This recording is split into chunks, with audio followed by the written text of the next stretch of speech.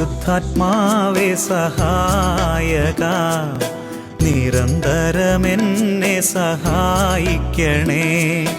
നിത്യവും കൂടെ വസിക്കുന്നോനേ, അഭിഷേകത്തിൻ അഗ്നി നിറച്ചിടണേ.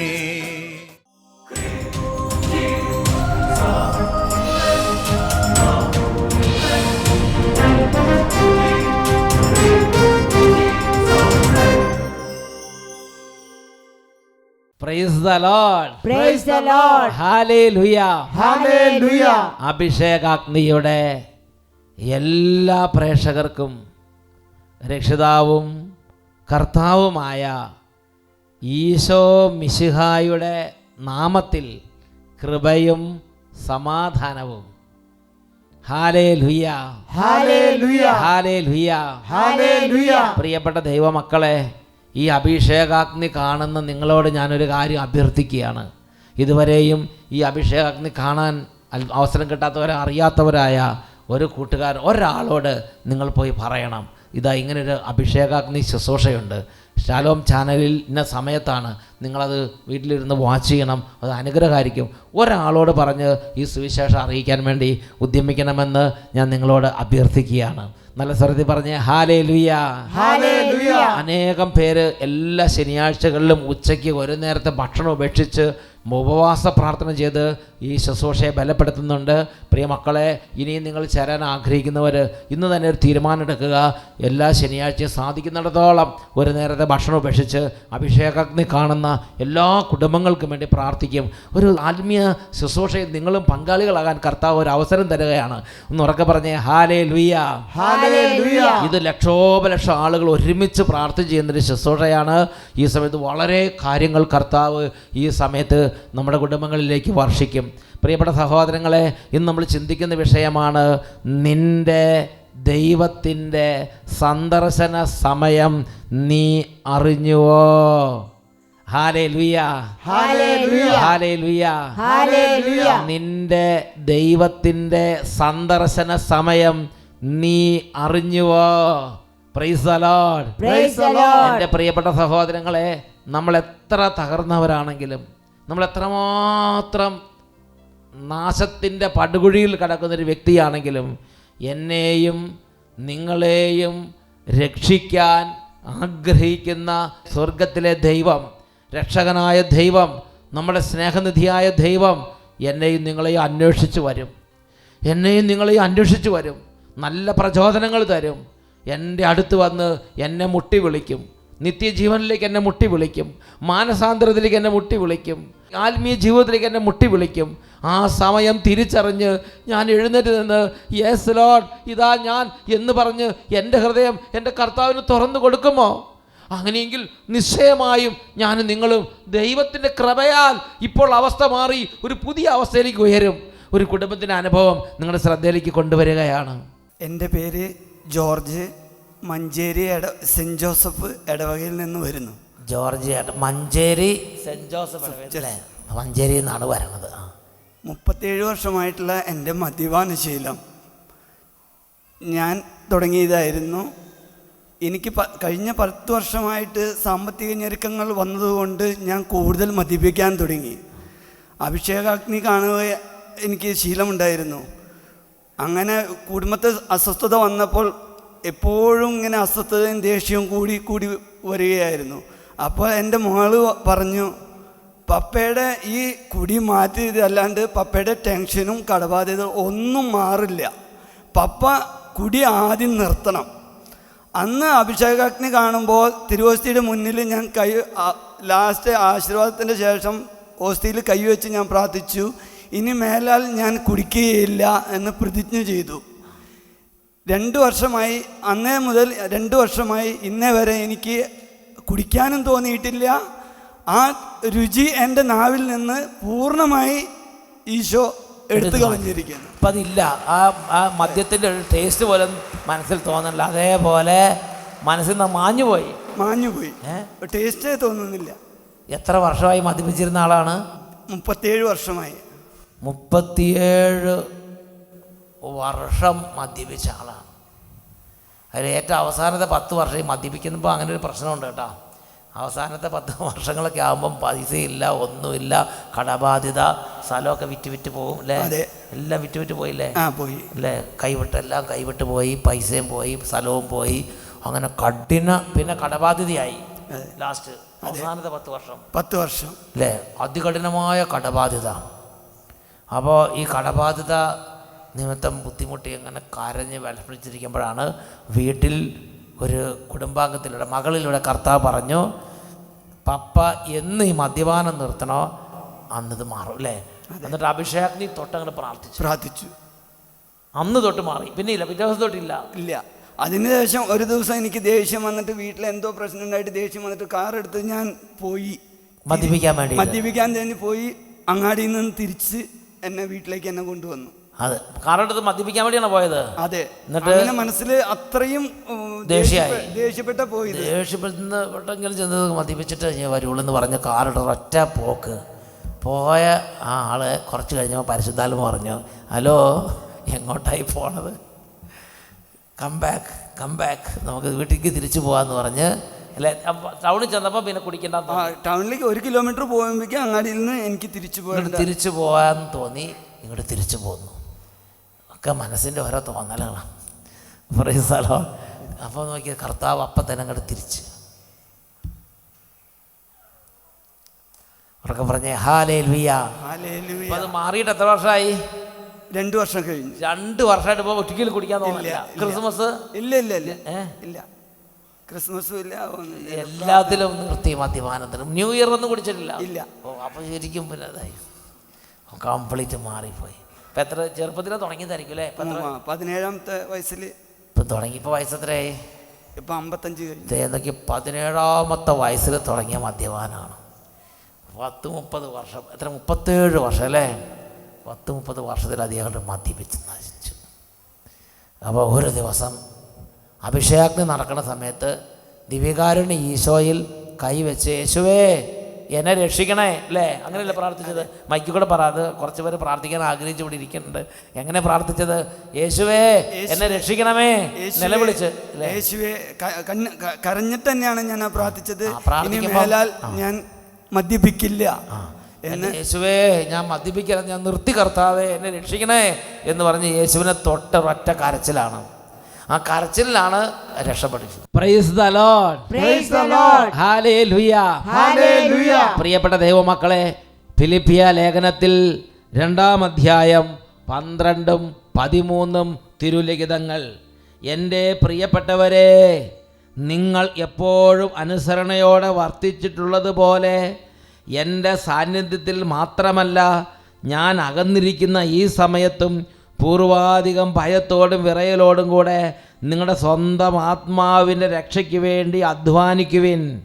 എന്തെന്നാൽ തൻ്റെ അഭീഷ്ടമനുസരിച്ച് ഇച്ഛിക്കാനും പ്രവർത്തിക്കാനും നിങ്ങളെ ഉത്തേജിപ്പിക്കുന്നത് ദൈവമാണ്. പ്രിയപ്പെട്ട സഹോദരങ്ങളെ, ഈ കുടുംബത്തിലെ അനുഭവം നിങ്ങൾ ശ്രദ്ധിക്കുക. ആ കുടുംബത്തിൽ ആ കുടുംബനാഥൻ ഏതാണ്ട് 37 വർഷം ഒരു പാപത്തിൽ തകരുകയാണ്. രക്ഷപ്പെടാൻ ആഗ്രഹമുണ്ട്, സാധിക്കുന്നില്ല. പ്രാർത്ഥിക്കാൻ ആഗ്രഹമുണ്ട്, പറ്റുന്നില്ല. അങ്ങനെ ആ ജീവിതത്തെ അന്ധകാരാവൃതമായി അങ്ങനെ വേദനിക്കുമ്പോൾ ആ കുടുംബത്തിലെ ഒരു പൈതലിന് കർത്താവ് ഒരു നല്ല ശക്തമായ ഒരു പ്രേരണ കൊടുക്കുക, ഒരു തോന്നൽ, ഒരു ഇൻസ്പിറേഷൻ കൊടുക്കുകയാണ്. ശക്തമായൊരു തോന്നൽ കൊടുക്കുകയാണ്. പപ്പയോട് പോയി പറയണം, പപ്പ മദ്യപാനം നിർത്തിയാൽ ഈ കുടുംബം രക്ഷപ്പെടും. പപ്പ മദ്യപാനം നിർത്തുന്ന അന്ന് കടബാധ്യത്തിന് മേൽ കർത്താവിൻ്റെ ഇടപെടലുണ്ടാവും. കർത്താവിൻ്റെ അനുഭവം പപ്പയ്ക്ക് കിട്ടും. പപ്പയുടെ ആത്മാവ് നിത്യജീവൻ പ്രാപിക്കും.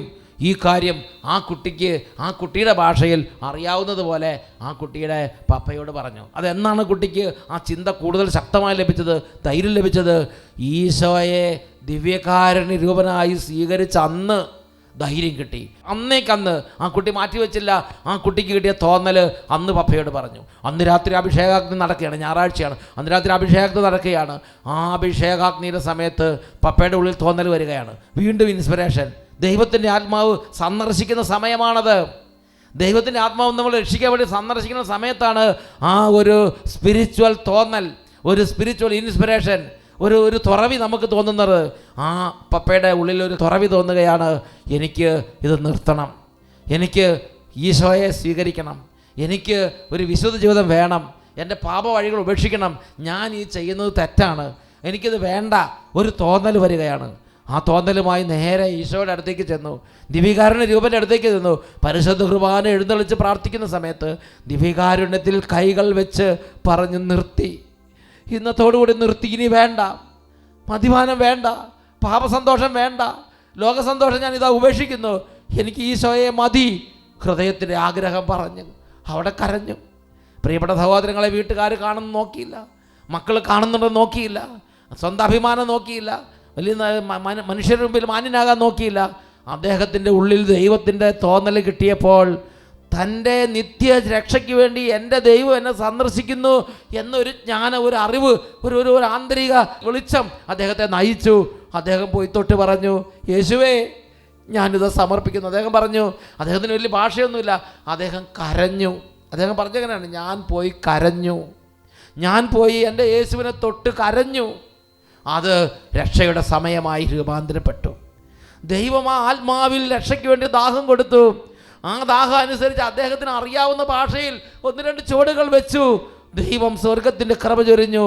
അദ്ദേഹം പറയുകയാണ്, പിന്നെ മദ്യപിക്കാൻ തോന്നുന്നില്ല, പിന്നെ പാപ സന്തോഷത്തിൽ സന്തോഷം തോന്നുന്നില്ല. 2 വർഷമായി. ഒരിക്കലും അങ്ങനെ ഒരു പാപത്തിൽ വീഴാൻ പോയപ്പോൾ കർത്താവിൻ്റെ ഗ്രേസ്, കർത്താവിൻ്റെ കൃപയാൽ കർത്താവ് വീണ്ടും വിശുദ്ധിയിലേക്ക് കൊണ്ടുവന്നു. പ്രിയപ്പെട്ട ദൈവമക്കളെ, ദൈവത്തിൻ്റെ സന്ദർശന സമയമുണ്ട്. എൻ്റെയും നിങ്ങളുടെയും ആത്മാവ് എത്ര നശിച്ചു കിടന്നാലും ദൈവം ഉപേക്ഷിക്കുന്നില്ല, ദൈവം ഉപേക്ഷിക്കുന്നില്ല. ഇന്നൊരു പക്ഷേ നശിച്ച് നാശത്തിൻ്റെ അങ്ങേ അറ്റത്തെത്തി നിൽക്കുന്നൊരു വ്യക്തിയായിരിക്കാം. ദൈവം ഉപേക്ഷിച്ചിട്ടില്ല. ദൈവം എൻ്റെ നിത്യരക്ഷയ്ക്ക് വേണ്ടി, എൻ്റെ നിത്യജീവന് വേണ്ടി എൻ്റെ ദൈവം എന്നെ അന്വേഷിച്ച് എൻ്റെ അടുത്ത് വന്ന് എന്നെ സന്ദർശിക്കും. എന്നിട്ട് പറയും, എന്നിട്ട് തൊടും, എന്നിട്ട് നല്ല തോന്നലുകൾ തരും. തിരിച്ച് നടക്കണം, നിർത്തണം, പള്ളിയിലേക്ക് പോകണം, ഒരു ധ്യാനം കൂടണം, ഒന്ന് കുമ്പസാരിക്കണം. ദൈവം തോന്നലുകൾ നമ്മുടെ ഉള്ളിൽ തരുന്നത് ദൈവം നമ്മളെ തൊടുന്ന സമയമാണ്. ദൈവം നമ്മുടെ ആത്മാവിനെ തൊടുമ്പോഴാണ് ഈ ആത്മീയ ദാഹം ഉണ്ടാകുന്നത്, ഈ ആത്മീയ ആഗ്രഹങ്ങൾ ഉണ്ടാകുന്നത്. ദൈവം നമ്മുടെ അന്തരാത്മാവിനെ തൊടുന്ന സമയത്താണ്. ഒരുപക്ഷെ ഒരു കുട്ടി സംസാരിക്കും, ഒരുപക്ഷെ ഒരു കുടുംബത്തിലൊരു അംഗം സംസാരിക്കും, ജീവിത പങ്കാളി സംസാരിക്കും, മക്കൾ സംസാരിക്കും, മാതാപിതാക്കൾ സംസാരിക്കും, ഇടവകയിലുള്ളവർ സംസാരിക്കും, പ്രാർത്ഥന ഗ്രൂപ്പുകാർ, ആരെങ്കിലും ഒരാൾ ഒരു പക്ഷേ ഒരു ഉപകരണമായി എന്നിരിക്കാം. ചിലപ്പോൾ ആരും വേണ്ട, തന്നെ ഈ തോന്നൽ ദൈവത്തിന് നമ്മുടെ ഉള്ളിലേക്ക് നിക്ഷേപിക്കാൻ കഴിയും. പ്രിയപ്പെട്ട സഹോദരങ്ങളെ, ഞാനും നിങ്ങളും എൻ്റെ ദൈവം എന്നെ രക്ഷിക്കാൻ വരുന്ന ആ ദൈവത്തിൻ്റെ സന്ദർശന സമയം ഞാനും നിങ്ങളും തിരിച്ചറിയുന്നുണ്ടോ? വിശുദ്ധ ലൂക്കായുടെ സുവിശേഷത്തിൽ 19-ാം അധ്യായം 41 മുതൽ 44 വരെ തിരുലിഖിതങ്ങൾ. അവിടെ യേശു അവസാനമായി ജെറൂസലേം പട്ടണത്തിലേക്ക്, ജെറൂസലേം ദേവാലയത്തിലേക്ക് വരുന്ന രംഗമാണ്. അതിനുശേഷം പീഡാസഹനം കുരിശുമരണത്തിലേക്ക് നീങ്ങുകയാണ്. അങ്ങനെ ലാസ്റ്റ് വരവിൽ ഒലിവുമലയുടെ മുകളിൽ വന്നിട്ട് ജെറൂസലേം ദേവാലയത്തിലേക്ക് ഇങ്ങനെ ഇറങ്ങാൻ പോകുമ്പം ആ ഒലിവുമലയുടെ മുകളിൽ നിന്ന് ജെറൂസലേം പട്ടണം മുഴുവനെയും നോക്കി. ജെറൂസലേം ദേവാലയത്തെ കണ്ടു. തൻ്റെ പരസ്യ ജീവിതകാലത്ത് അനേക തവണ സന്ദർശിച്ച് അനേക തവണ പ്രസംഗിച്ച ജെറൂസലേം ദേവാലയവും ജെറൂസലേം പട്ടണവും. അവിടെ നിന്ന് യേശു നെടുവേർപ്പെട്ടു. ദീന വിലപിച്ചുകൊണ്ട് യേശു പറഞ്ഞ വാക്കുകളാണ് 41 തൊട്ട് 44 വരെ വാക്യങ്ങൾ. അവൻ അടുത്ത് ചെന്ന് പട്ടണം കണ്ടപ്പോൾ അതിനെക്കുറിച്ച് വിലപിച്ചുകൊണ്ട് പറഞ്ഞു, സമാധാനത്തിനുള്ള മാർഗങ്ങൾ ഈ ദിവസത്തിലെങ്കിലും നീ അറിഞ്ഞിരുന്നെങ്കിൽ, എന്നാൽ അവ ഇപ്പോൾ നിന്റെ ദൃഷ്ടിയിൽ നിന്ന് മറയ്ക്കപ്പെട്ടിരിക്കുന്നു. കർത്താവ് വേദനയോടെ താൻ ഒരുപാട് സന്ദർശിച്ച ജെറുസലേമിനെ നോക്കി പറയുകയാണ്, ഞാൻ നിന്നെ സന്ദർശിച്ച ദിവസങ്ങൾ, സമയത്തിൻ്റെ പ്രാധാന്യം നീയൊന്നറിഞ്ഞിരുന്നെങ്കിൽ, നിത്യജീവൻ്റെ സമയം നീയൊന്നറിഞ്ഞിരുന്നെങ്കിൽ, സമാധാനത്തിനുള്ള മാർഗങ്ങൾ നീയൊന്നറിഞ്ഞിരുന്നെങ്കിൽ, എന്നാൽ ഇപ്പോൾ നിന്റെ ദൃഷ്ടിയിൽ നിന്ന് അവ മറയ്ക്കപ്പെട്ടിരിക്കുന്നു. 44-ാമത്തെ വാക്യം നമ്മൾ വായിക്കുന്നത് എങ്ങനെയാണ്? എന്താ അതിൻ്റെ കാരണം? അതിൻ്റെ കാരണം പറയുകയാണ്, എന്തെന്നാൽ നിന്റെ സന്ദർശന ദിനം നീ അറിഞ്ഞില്ല. 44-ാം വാക്യത്തിൻ്റെ B44 അവിടെ നമ്മൾ വായിക്കുന്നത് എങ്ങനെയാണ്? Because you did not recognise the time when God came to save you. English ബൈബിളിൽ ഒരു വേർഷനിൽ നമ്മൾ വായിക്കുന്നത് എങ്ങനെയാണ്? Because you did not recognise the time when God came to save you. നിന്റെ ദൈവം നിന്നെ രക്ഷിക്കാൻ വേണ്ടി നിന്നെ സന്ദർശിച്ച സമയം നീ അറിഞ്ഞില്ല. പ്രിയപ്പെട്ട ദൈവമക്കളെ, എൻ്റെ ദൈവം എന്നെ രക്ഷിക്കാൻ വേണ്ടി വന്ന് എന്നെ സന്ദർശിക്കുന്ന സമയം എന്നാണ്? ദൈവം എങ്ങനെയാണ് വരുന്നത്? വെളിപാടുകളിലൂടെ വരുമോ? ഇടിമിന്നൽ പോലെ വെളിച്ചമായിട്ട് വരുമോ? വലിയ ഇടിമുഴക്കം പോലെ സ്വരമായിട്ട് വരുമോ? ചിറകടിക്കുന്ന മാലാഖയായിട്ട് വരുമോ?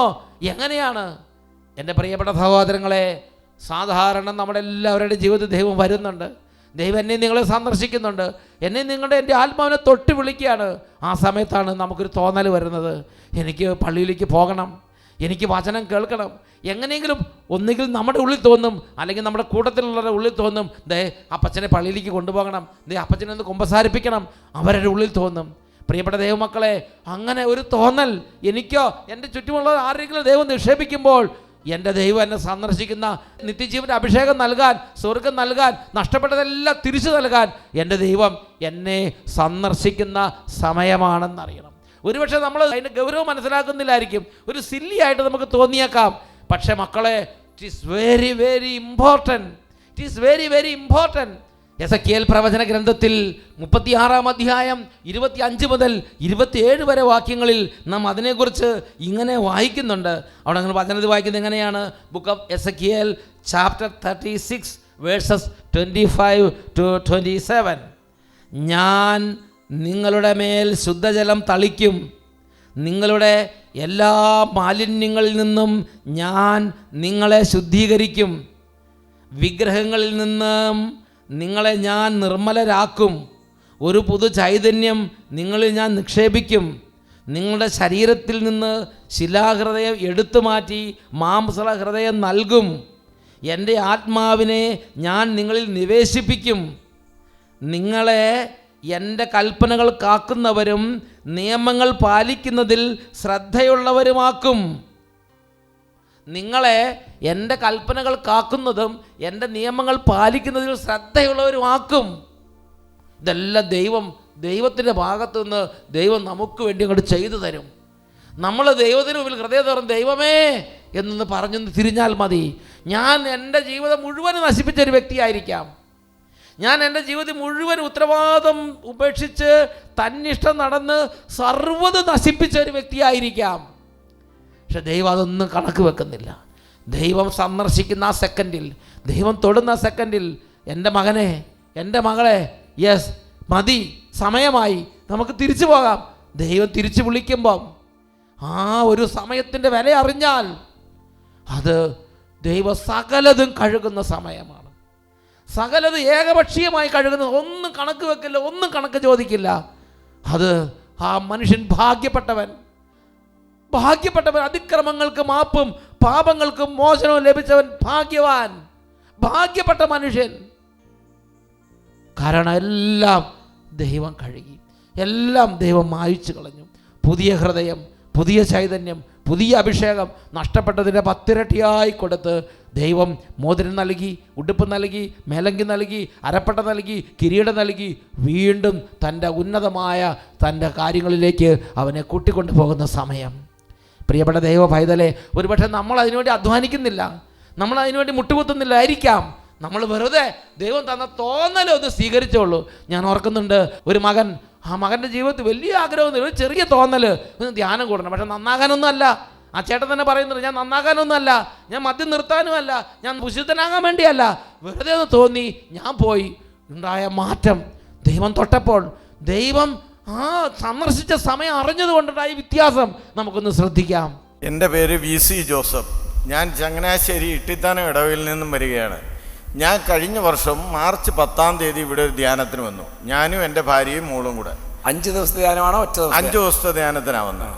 അപ്പോൾ 5 ദിവസത്തെ ധ്യാനത്തിന് വരുമ്പോൾ അതിൻ്റെ തലേ ദിവസം ഞാൻ വിചാരിച്ചു ഏതായാലും ധ്യാനത്തിന് പോകല്ലേ, അടിച്ചങ്ങ് ഫിറ്റ് ആയേക്കാന്ന് വിചാരിച്ചു. അന്ന് വൈകുന്നേരം 5 മണിക്ക് ആയിട്ട് ഫിറ്റായി.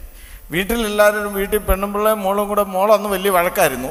പക്ഷേ എനിക്കെന്നാൽ കള്ളുകൂടി നിർത്താനുള്ള പ്ലാനൊന്നും ഇല്ലായിരുന്നു. എന്നോട് എല്ലാവരും ചോദിച്ചു, ഓഫീസിലും ചോദിച്ചു. ഞാൻ പറഞ്ഞു കള്ളുകൂടി നിർത്താനല്ല വരുന്നെന്ന് പറഞ്ഞു. 5 ദിവസത്തെ ധ്യാനത്തിന് എന്നാലും തലേ ദിവസം ശരിക്കും ഒന്ന് പിടിപ്പിച്ചു അല്ലേ? അതെ അതെ. എന്നിട്ട് അടുത്ത ദിവസം ചെല്ലുമ്പോൾ അടിക്കാൻ വേണ്ടിയിട്ട് 2 സാധനം മേടിച്ചു വെച്ചു. വീട്ടിൽ വെക്കാൻ പറ്റില്ല, വീട്ടിൽ വെച്ചാൽ ഇവരെല്ലാവരും കൂടെ അടിയുണ്ടാക്കും.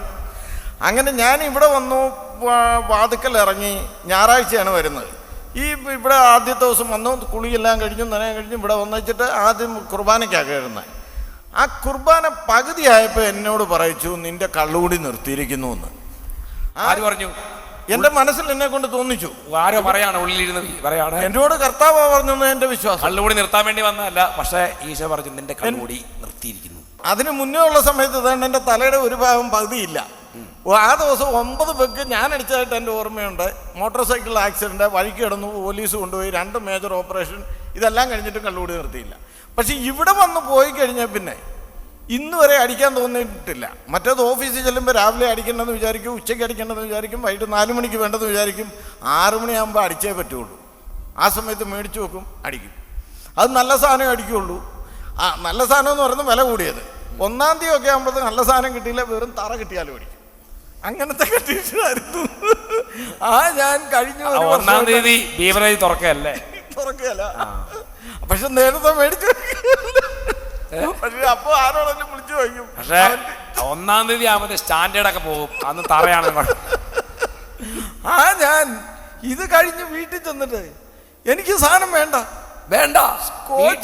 വീട്ടിൽ നല്ല മുന്തിയ സാധനം ഇരിക്കുകയാണ്, വേണ്ട. ഈയിടെ 2 പേര് സ്കോച്ച് കൊണ്ടുവന്ന് വന്നു, വേണ്ട, എനിക്ക് വേണ്ട. ഒന്ന് ജോണി വാക്കർ ഡബിൾ ബ്ലാക്ക്. അപ്പച്ചൻ എനിക്ക് ഇഷ്ടപ്പെട്ടു. Scotch, Johnnie Walker, Christian Brothers, ഒന്ന് ശിവാശ്രീകളെ, 2 എനിക്ക് വേണ്ട. പക്ഷേ ഇവിടെ വന്നിട്ട് പോയപ്പോഴത്തേക്ക് എങ്ങനെ ഇത് നിന്നെന്ന് എനിക്കറിയാൻ പറ്റില്ല. അച്ഛൻ്റെ പ്രസംഗം കേട്ടില്ല, ഇവിടെ ആരുടെ ഒന്നും കേട്ടില്ല. ഇവിടെ കുർബാനയുടെ സമയത്ത് എന്നെ കൊണ്ട് ആണ് ഈ സ്ഥലത്ത് വന്ന് കാല് കുത്തിയ ഇവിടെ എല്ലാം ദൈവ സാന്നിധ്യം ഉണ്ട്. മനസ്സിലായോ? 15 വയസ്സ് മുതൽ ഞാൻ തുടങ്ങിയതാ. 61-ാമത്തെ വയസ്സിലാണ് നിർത്തിയത്. അപ്പൊ കാലം എത്രയായിരുന്നു കണക്ക് കൂട്ടിക്ക്? അത്രയും ഭയങ്കരമായി. അത് നല്ല മുന്തിയ സാധനമാണ് കഴിച്ചോണ്ടിരുന്നത്. 1-ാം തീയതി മാത്രം തത്തറയാകുന്നു. ഈ തലയ്ക്ക് 2 ഓപ്പറേഷൻ ചെയ്ത് എല്ലാം എടുത്ത് മാറ്റിയതാ. എന്നിട്ട് ഞാൻ നിർത്തിയില്ല. എല്ലല്ല, എന്റെ കഴുത്ത് വെട്ടി മാറ്റിയാലും ഞാൻ കുടിക്കുമെന്ന് പറഞ്ഞ ചേട്ടനാണ്. എന്റെ വൈഫ് ഇവിടെ വന്നിരിപ്പുണ്ട്, അവർക്കറിയാൻ ചരിത്രം മുഴുവൻ. ഹല്ലേലൂയ. ഈ അപ്പച്ചനെ കർത്താവ് അങ്ങ് തൊട്ട് പിന്നെ ഒരു സാധനം വേണ്ട. 1 വർഷമായിട്ട് വെള്ളം തൊട്ട് നോക്കിയിട്ടില്ല. Price the Lord. Praise the Lord. പ്രിയപ്പെട്ട മക്കളെ, നോക്ക് ദൈവത്തിൻ്റെ വലിയ സ്നേഹം. വിശുദ്ധ ലിഖിതങ്ങളിൽ ഇങ്ങനെയാണ് നമ്മൾ വായിക്കുന്നത്. എഫേസ്യോസ് 4:30, എഫേസ്യൻസ് 4:30. രക്ഷയുടെ ദിനത്തിനു വേണ്ടി നിങ്ങളെ മുദ്രിതരാക്കിയ പരിശുദ്ധാത്മാവിനെ നിങ്ങൾ വേദനിപ്പിക്കരുത്. നമ്മൾ പരിശുദ്ധാത്മാവിനെ വേദനിപ്പിക്കുന്നതിൽ വെച്ചിട്ടും ഏറ്റവും വലിയ വേദന കൊടുക്കുന്നൊരു നിമിഷമാണ് ദൈവം എല്ലാം കഴുകാൻ സർവ്വത് ക്ഷമിച്ച് നമ്മുടെ ആയിരുന്ന അവസ്ഥകളിൽ നിന്നെല്ലാം വീണ്ടും ആദ്യത്തേനേക്കാൾ ഉന്നതമായ വിശുദ്ധി, നല്ല സന്തോഷം, നല്ല ഉണർവ്, നല്ല സ്നേഹം, ആത്മീയ ബലം ഇതെല്ലാം തരാൻ ദൈവം വരുമ്പോൾ, ദൈവം നമ്മളെ ഉണർത്തുമ്പോൾ, നമ്മുടെ സന്ദർശന സമയത്ത് when God came to save me, എന്നെ രക്ഷിക്കാൻ എൻ്റെ ദൈവം എന്നെ സന്ദർശിക്കുന്ന ആ സെക്കൻഡിൽ എന്നെ തൊടുമ്പോൾ എനിക്കൊരു തോന്നൽ, ഒരാഗ്രഹം, അല്ലെങ്കിൽ എൻ്റെ കുടുംബത്തിൽ എൻ്റെ അടുത്തുള്ളവർക്ക് ഒരു തോന്നൽ, ഒരാഗ്രഹം അവരെന്നോട് പറയും, ദേ നമുക്കൊന്ന് പോയാലോ. ഇങ്ങനെ ഒരു ജെന്റിൽ ഇൻസ്പിറേഷൻ, വളരെ മൃദുവായ ഒരു സ്പന്ദനം, ഒരു ചലനം അന്തരാത്മാവിൽ നടക്കുമ്പോൾ എൻ്റെ ദൈവം വിളിക്കുന്ന സമയമാണ്, ഞാൻ തിരിച്ചു പോകേണ്ട സമയമായി, ഇതാ എൻ്റെ വിളി കേൾക്കുന്നു, ഞാൻ എൻ്റെ കർത്താവിലേക്ക് മടങ്ങേണ്ട സമയമായി എന്ന് പറഞ്ഞ് എഴുന്നേറ്റ് അത് കർത്താവിലേക്ക് തിരിയാൻ ഞാനും നിങ്ങൾ വിസമ്മതിച്ചാൽ പരിശുദ്ധാത്മാവ് വേദനിക്കുന്ന സമയമാണത്. പരിശുദ്ധാത്മാവിനെ വേദനിപ്പിക്കുന്ന സമയമാണത്. പ്രിയപ്പെട്ട സഹോദരങ്ങളെ, ഈ 2 പേരുടെ അനുഭവം നമ്മൾ കേട്ടതല്ലേ? അവരൊന്ന് എറിഞ്ഞിട്ടു, അവർ നന്നാകാനോ വിശുദ്ധനാകാനോ അല്ല, എന്നാൽ ശരി വെറുതെ ദൈവം പറഞ്ഞാലൊന്ന് പോയേക്കാം, ഒരാഗ്രഹം തോന്നി പോയേക്കാം. അങ്ങനെ അവർ വചനം കേൾക്കാൻ പോയി. അവർ വേറെ ഒന്നും ചെയ്തില്ല. അവർ വച്ചന്മാർ പ്രസംഗിക്കണതോ കൈവച്ച് ഒന്നുമില്ല, വെറുതെ നിന്നുള്ളൂ. ദൈവം കൃപ ചൊരിഞ്ഞ്. മക്കളെ, ഇന്ന് ഈ സമയത്ത് അച്ഛനൊരു വചനം പറയാം. ആ വചനം എഴുതി വെച്ച് നിങ്ങൾക്ക് പ്രാർത്ഥിക്കാൻ കഴിയുമോ? ദൈവം ഒരുപാട് ആത്മാക്കളെ രക്ഷിച്ചൊരു വചനമാണ്. ജെറമിയായുടെ പുസ്തകം, book of Jeremiah chapter 17 verse 14. Jeremiah 17:14. അവിടെ നമ്മൾ വായിക്കുന്നത് എങ്ങനെയാണ്? കർത്താവേ, എന്നെ സുഖപ്പെടുത്തണമേ, അപ്പോൾ ഞാൻ സൗഖ്യമുള്ളവനാകും. എന്നെ രക്ഷിക്കണമേ, അപ്പോൾ ഞാൻ രക്ഷപ്പെടും. അങ്ങ് മാത്രമാണ് എൻ്റെ പ്രത്യാശ. അച്ഛൻ്റെ ഈ ജീവിതകാലത്തിനുള്ളിൽ അനേകം പേര് വന്ന് പറഞ്ഞിട്ടുള്ള ഒരു കാര്യം ഈ വചനം എഴുതി വെച്ചു. ഈ വചനം ആവർത്തിച്ച് പറഞ്ഞുകൊണ്ടിരുന്നു. എൻ്റെ ദൈവം എൻ്റെ ജീവിതത്തിലേക്ക് വന്നു. എൻ്റെ ദൈവം വന്ന് തൊട്ടപ്പോൾ ഞാൻ അറിഞ്ഞു. ഞാൻ എൻ്റെ ദൈവത്തിൻ്റെ പക്കലേക്ക് എഴുന്നേറ്റ് നടന്നു. ഞാൻ രക്ഷ പ്രാപിച്ചു. ഒരുപാട് പേരുടെ ജീവിതമാണത്. ഒന്ന് ഉച്ചത്തി പറഞ്ഞ് hallelujah, hallelujah. Jeremiah 17:14. Book of Jeremiah 17:14. കർത്താവേ, കർത്താവേ, എന്നെ സുഖപ്പെടുത്തണമേ, എന്നെ സുഖപ്പെടുത്തണമേ, അപ്പോൾ ഞാൻ സൗഖ്യമുള്ളവനാകും. അപ്പോൾ ഞാൻ സൗഖ്യമുള്ളവനാകും. എന്നെ രക്ഷിക്കണമേ, എന്നെ രക്ഷിക്കണമേ, അപ്പോൾ ഞാൻ രക്ഷപ്പെടും. അപ്പോൾ ഞാൻ രക്ഷപ്പെടും. അങ്ങ് മാത്രമാണ്, അങ്ങ് മാത്രമാണ് എൻ്റെ പ്രത്യാശ, എൻ്റെ പ്രത്യാശ. പ്രിയപ്പെട്ട ദൈവമക്കളെ, ഞാനും നിങ്ങളും ഈ ഒരു സ്വരം കേൾക്കുന്നില്ലെങ്കിൽ എന്നെയും നിങ്ങളെയും നോക്കി പരിശുദ്ധാത്മാവ് വേദനിക്കും. യേശു എന്നെ നിങ്ങളെ നോക്കി കരയും. വിശുദ്ധ ലൂക്കായുടെ സുവിശേഷത്തിൽ 19-ാം അധ്യായം 41-44 വാക്യങ്ങൾ. അവൻ അടുത്ത് വന്ന് പട്ടണത്തെ നോക്കി വിലപിച്ചുകൊണ്ട് പറഞ്ഞു, ഇന്നെങ്കിലും സമാധാനത്തിലുള്ള മാർഗം നീ അറിഞ്ഞിരുന്നെങ്കിൽ. ഇതിനു മുമ്പ് ഒരുപാട് തവണ തൊട്ട് വിളിച്ചു. ലാസ്റ്റായിട്ട് ഈശോ വരികയാണ്. ഇന്നെങ്കിലും സമാധാനത്തിലുള്ള മാർഗം നീ അറിഞ്ഞിരുന്നെങ്കിൽ. തുടർന്ന് ഈശോ പറയുകയാണ്, എന്നാൽ ഇന്നു മുതൽ ഇന്നും നീ മനസ്സ് കഠിനമാക്കിയാൽ ഇതാ നിനക്ക് വേണ്ടി വാതിൽ അടയ്ക്കപ്പെട്ടിരിക്കുന്നു, കൃപയുടെ വാതിൽ അടയ്ക്കപ്പെട്ടിരിക്കുന്നു. എന്നിട്ട് അതിൻ്റെ കാരണം പറയാണ്, because you did not recognise the time when God came to save you. നിന്റെ ദൈവം നിന്നെ രക്ഷിക്കാൻ വേണ്ടി നിന്റെ അടുത്ത് വന്ന് നിന്നെ തൊട്ട സമയം നീ അറിയുന്നില്ലല്ലോ. എൻ്റെ ദൈവം എന്നെ രക്ഷിക്കാൻ എൻ്റെ അടുത്ത് വന്ന് എന്നെ തൊടുന്ന ആ ഭാഗ്യപ്പെട്ട നിമിഷം ഞാൻ അറിയുന്നുണ്ടോ?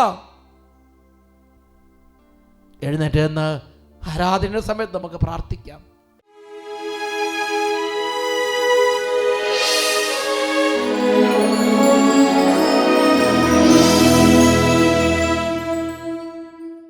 പ്രിയപ്പെട്ട ദൈവമക്കളെ, ഈ സമയം മുട്ടിന്മേൽ നിന്ന് 2 കരങ്ങൾ ഈശോയുടെ സന്നിധിയിലേക്ക് നമുക്ക് ഉയർത്തിപ്പിടിക്കാം.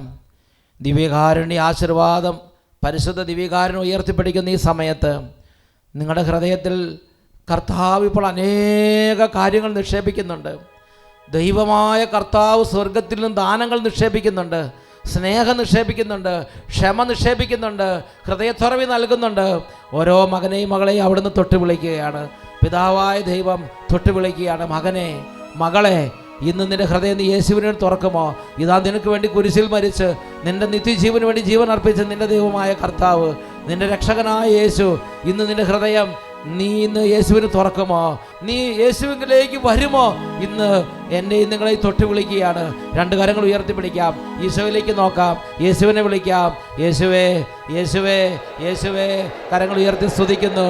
Hallelujah, hallelujah. നീ യേശുവിങ്കൽ വാ, നിൻ ഹൃദയത്തിൽ അവനിടം താ, നിൻ ഹൃദയത്തിൽ അവനിടം താ. വാ, നീ യേശുവിങ്കൽ വാ, നിൻ ഹൃദയത്തിൽ അവനിടം താ, നിൻ ഹൃദയത്തിൽ അവനിടം താ. കരങ്ങൾ ഉയർത്തി ഉറക്കെ സ്തുതിക്കുന്നു. Hallelujah, hallelujah. ആരാധന, ആരാധന, ആരാധന, ആരാധന, ആരാധന, ആരാധന, ആരാധന, ആരാധന, ആരാധന, ആരാധന, ആരാധന, ആരാധന, ആരാധന, ആരാധന, ആരാധന, ആരാധന. യേശുവേ, യേശുവേ, ആരാധന. നീ യേശുവിങ്കൽ വാ, നിൻ ഹൃദയത്തിൽ അവനിടം താ, നിൻ